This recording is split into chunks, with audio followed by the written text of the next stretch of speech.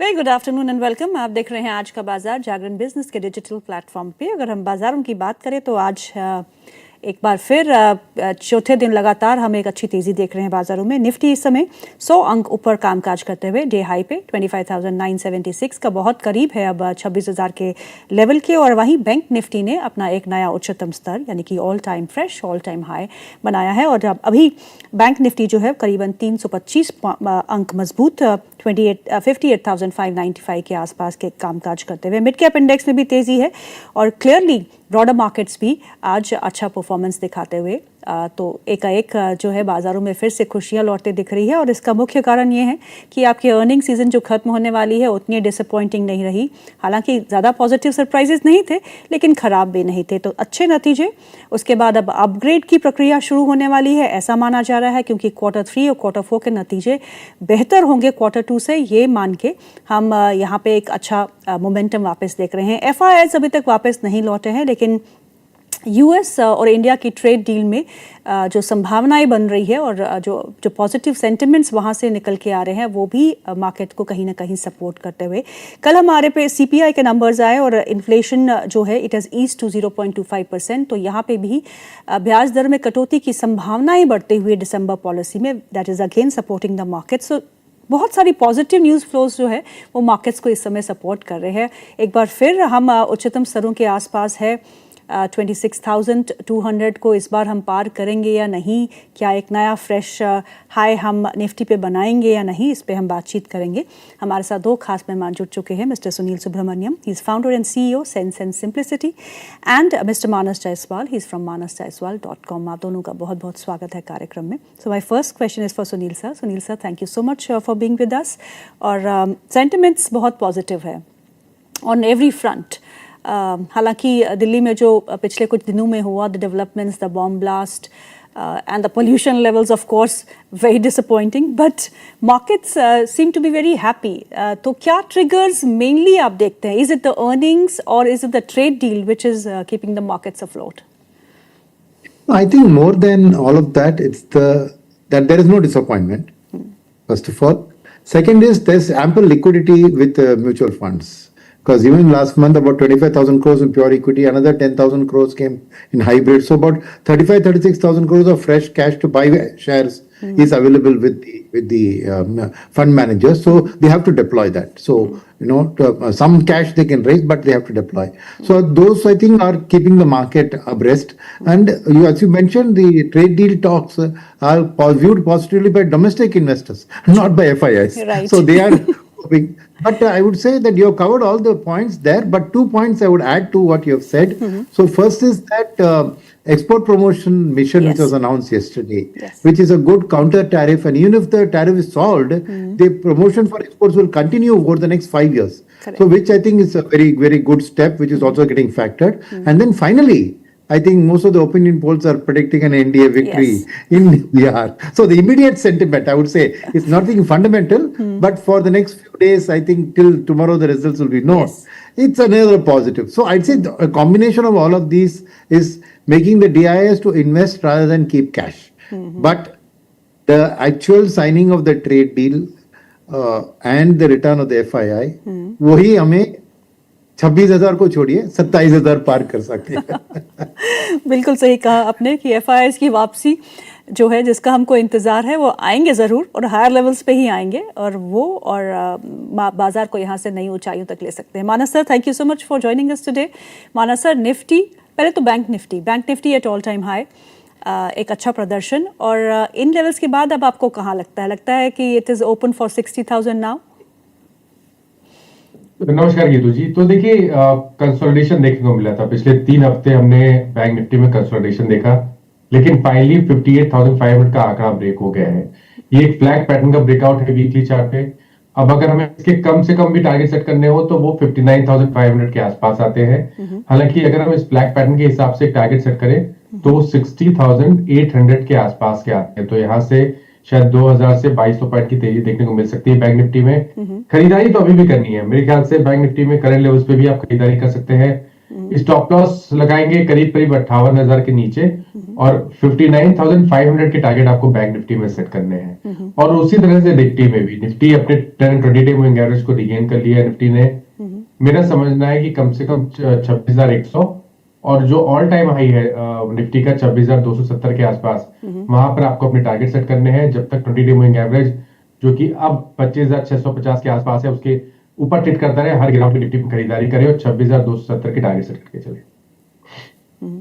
Sunil sir, आपने export जो push के लिए सरकार ने $5.1 बिलियन का पैकेज दिया है, आपने बिल्कुल सही कहा कि अगर ट्रेड डील भी होती है तो ये सोने पे सुहागा होगा, because for next 5 years exports पे हमारे यहाँ पे जोर रहेगा और रुपये की डेप्रिसिएशन भी एक पॉजिटिव ट्रिगर ही है एक्सपोर्ट्स के लिए। लेकिन हाँ, मार्केट होना बहुत ज़रूरी है, सो markets will open up if the trade deal is signed. तो ऐसे में आपको एक्सपोर्ट ओरिएंटेड सेक्टर्स जो है वो कौन कौन से अच्छे लगते हैं? आप इस समय किन सेक्टर्स पे आपको लगता है कि this push will really help?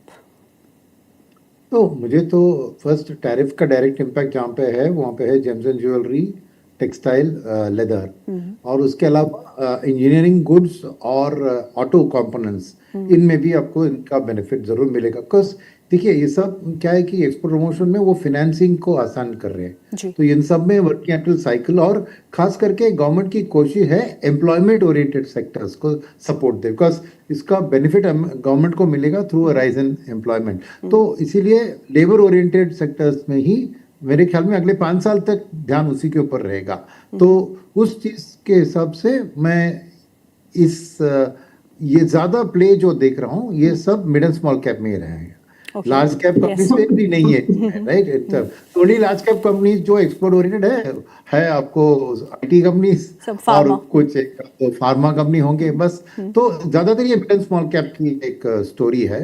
तो इसलिए मेरा मानना है कि और क्या होता है कि इसमें कि डायरेक्ट इम्पैक्ट इसको मार्केट में देखने के लिए ये भी जरूरी है कि ये एमएसएमई ओरिएंटेड है, उतने ज्यादा लिस्टेड कंपनीज नहीं है। तो ultimately is more about ultimately इनको नौकरियां मिलेगी और बिजनेस मिलेगी तो ओवरऑल इकोनॉमी में कंजम्पशन बढ़ेगी। ऐसी एक स्पिल ओवर इफेक्ट ज्यादा मैं देख रहा हूँ। डायरेक्ट इम्पैक्ट इसका on the stock market itself उतना कम ही होगा, बिकॉज एक्सपोर्ट में ज्यादातर मीडियम एंड स्मॉल स्केल में ही वो एक्सपोर्ट्स करते हैं in terms of this manufactured products. Services में of course you have larger company. So ये सर, पर ये पहली बार नहीं हुआ है कि हमने एक्सपोर्टर्स के लिए पैकेज देखा है।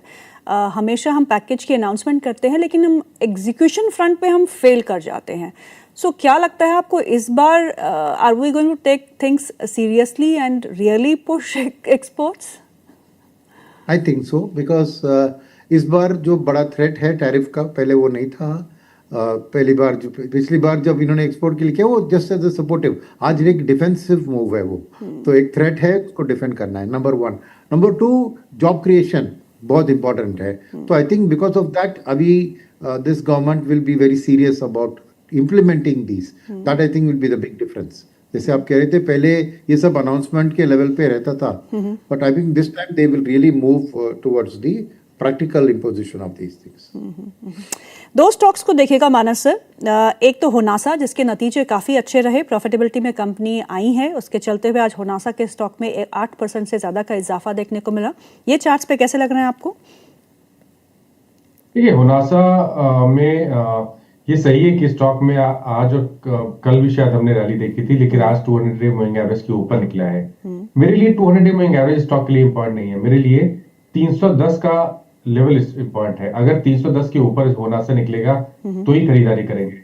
हालांकि आपने लॉन्ग पोजीशन बना रखी है तो आप होल्ड करें, क्योंकि 200 डे मूविंग एवरेज के ऊपर ट्रेड करने लगा है तो 274 के स्टॉप लॉस से पोजीशन को होल्ड कर सकते हैं। एग्रेसिव होगी खरीदारी 310 के ऊपर करेंगे।